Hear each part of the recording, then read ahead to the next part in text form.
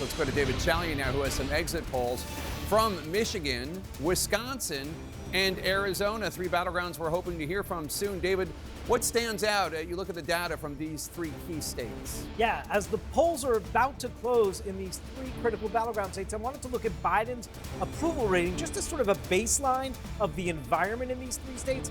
Nationally, his approval rating has been updated to 40% in the exit polls nationally. In Arizona, you see here, Jake, he's at 43%. He's slightly above his national approval number in Arizona. If you look at Michigan, he's at 42% approval.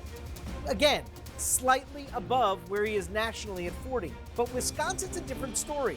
His approval rating, the sitting president, Joe Biden, is at 38% in Wisconsin. That is below where he is nationally. 61% of Wisconsin voters in this election disapprove of the job Joe Biden's doing. That's a hurdle that Kamala Harris is going to have to jump here in the Badger State. Jake? All right, David Chalian, thanks so much. This would have been a very different race if Joe Biden had stayed in it. I mean, if it ends with a Trump victory, and we have no idea how it's going to end, so don't misinterpret what I'm saying. But there's going to be a lot of finger pointing and recriminations and wondering. But these approval ratings for Joe Biden are brutal. 6 in 10 in Wisconsin say that they don't approve of the president. I mean, it is brutal, and there's no other way to look at it. And that is, no question, a big headwind for Kamala Harris. Despite the fact that she has been trying to separate herself, despite the fact that she is saying that she wants to turn the page and that she's a new generation and all the things that we've heard at every one of her stump speeches, that is a number that there is no question the Harris campaign is looking at and saying, we hope that that doesn't bleed into Harris and the actual votes. Especially since the Trump campaign tried to do an effective job in tying her to that administration, saying not just that she was the vice president, but that, look, you were in the room, you were always there. There were all kinds of decisions you could have made a difference, and you didn't. Well, and then, of course, there was her gaffe on The View when she was asked, what would you have done differently over the last 4 years? And she said, nothing comes immediately to mind, which was probably not the best answer. Jake, if I can just look back, I think a lot of our viewers may just sort of big picture be looking at this and saying, Trump's got 105 electoral votes, right, and Harris has got 27, and there's a half a country of red and a little corner of blue. And I think the point we need to make is at this moment, and I think of it as a tennis match, there are no surprises. There have been no flips. Nobody has broken serve, if you will. Right. All the states that Trump won in, that he's won tonight are states that he won in 2020. All the states that Harris won are states that Biden won in 2020. There's been no swing state that has been flipped yet. And there is just the way the states roll out, that the Republicans get a lot of the early calls and a lot of big red states. Yeah. But there hasn't been any dramatic change in this vote. They're both on track to 270. Yeah. It depends on states that are still not called. It's a good point. This is pretty much where everybody expected the race to be at this point. We still have not projected New York. We still have not projected California. I mean, there are plenty of places with a lot of delegates that would, not delegates, electoral votes that Democrats are expected to get. One place that is a little bit of a surprise. It's a surprisingly close race in Virginia, which has gone blue since 2008 and Obama, the last 4 cycles. And if you remember, Trump in late October, had a rally there, and people went, what's he doing in Virginia? That's a blue state. He's running That's very true, close but there. there's only half of the I understand, voting. but it's 49-49 right now. But John King set the table on that earlier when he said, assuming she wins Virginia, is she going to win it the way Hillary Clinton won it with 5 points in 2016, or is she going to win it the way that Joe Biden won it with 10 points in 2020? And I think that there can be something discerned from her victory and how narrow it is one way or the other. And just going back to sort of the big picture, which I think is really important, Chris, and now we're looking at Virginia, which we were talking about before, but just earlier we were looking at the returns coming in from the blue wall states, from Michigan and from Pennsylvania, because we're actually finally seeing numbers. It is early, but they are important. Pennsylvania, we cannot stress enough how critical Pennsylvania is that you're looking at right now is to Kamala Harris. Donald Trump, if things go the way that they traditionally go for a Republican, unlike 2020, he could win the White House without Pennsylvania.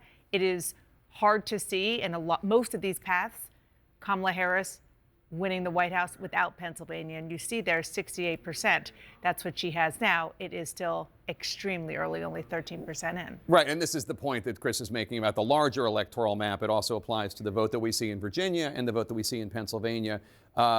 If Kamala Harris wins Pennsylvania, and who knows, she's not going to win it with more than 60% of the vote. That's crazy. No. Like it is anticipated to be razor thin. We're still waiting for all the votes to come in. So brew a pot of coffee. Sit Many back. pots. We got a lot of votes to look at. Let's go back to Erin Burnett. And Erin, voting's about to end in 3 of the crucial battleground states that we are watching and that you are in charge of at your Battleground Command Center. The command center, Michigan, Wisconsin, Arizona. Now, when you're talking about 60%, obviously it's not going to end up that way in Pennsylvania. You look at that blue wall, you look at Michigan. Jim Sciutto is in Detroit. And Jim, where you are now, this is the nuts and bolts that I think everybody wants to hear about, which is how the counting is actually happening. So tell us about where you are. This is an absentee ballot counting center? That's right, in Detroit. And they were expecting about 100,000 absentee ballots in Detroit. But this is key. Because of changes in Michigan state election laws in 2022, they were able to begin counting those absentee ballots received before Election Day, prior to Election Day. So at this point, they've already counted 92,000 of about 100,000 expected absentee ballots, and they expect when those 8,000 come in over the next couple hours, it's not going to take them long to finish up that count. In fact, we heard a short time ago that here in Detroit, they expect that by midnight tonight or perhaps a bit after, they will have counted not just the absentee ballots in Detroit, but early voting ballots, and voting that took place today as well. So you're seeing the effects of that law, which allows for counting to begin as early as last Monday. One more note, and this is important, Aaron, because in 2020, this site in downtown Detroit became the scene of protests and unfounded claims of fraud in the midst of that frantic absentee ballot counting, in part because of you have that law, you were able to start early. We're not seeing any of those protests here now. And there's going to be a truck arriving in the next couple of hours, going to pull up at that door there with absentee ballots collected from drop boxes around the city as well. Again, that's not fraud, that's not vote dumping. That's part of the process of counting these votes here, and they expect it to move very quickly tonight. All right, very quickly, we'll see. And they have said they expect to be overall for the state of Michigan faster than last year, which of course was the day after midday. Secretary of State said she hoped it would be a little bit earlier than that. We'll see as the count comes in. Kyung Law is at a Maricopa County counting facility. Maricopa County, biggest in Phoenix, fastest growing in the country, as they say. Kyung, one of the most important counties for the entire election. For the entire election. That's why you have so many reporters here. That's why we're watching Maricopa County so closely. And let's take a look at the clock. We only have a few more minutes, about 7 more minutes before polls close here in Arizona. I want you to take a look at what we are watching, though, here at the county. What's happening here on that split screen, that other video that you're looking at, that's the inside of the vote count, the tabulation center. They are looking at the ballots. They are processing ballots. All of this is with the early vote. After the polls close, about an hour after polls close here in Arizona, we are anticipating to get the first results out of Arizona. That will be only the early vote, the ballots that have been processed up until Election Day. And then, as the night moves on, Aaron, those ballots that are out at the vote centers will be processed. They're counted, separated in there, and then brought over here to the tabulation center to be processed. And that information is going to start to come out as well. So it is a multi-step process. It takes time. There has to be signature verification. The ballots have to be cured here in Maricopa County. But something I want to address very quickly, because this is something that's happening right here in Arizona as we watch this clock wind down before polls close, is that there's still long lines at some of the spots that we are watching at some of these vote centers. At Mesa Community College, where we were at, and I'm going to check real quick, it's still an hour long line. If you are in line when polls close at 7 o'clock local time, Aaron, you will still be allowed to vote. All right, which is amazing, and it is amazing that people are doing that and waiting. that is something, as I said, that everyone should be happy about, but amazing to sit there late at night, say, I'm going to sit and wait another hour or two to vote, as both campaigns hope they will. All right, Kyung, thank you very much.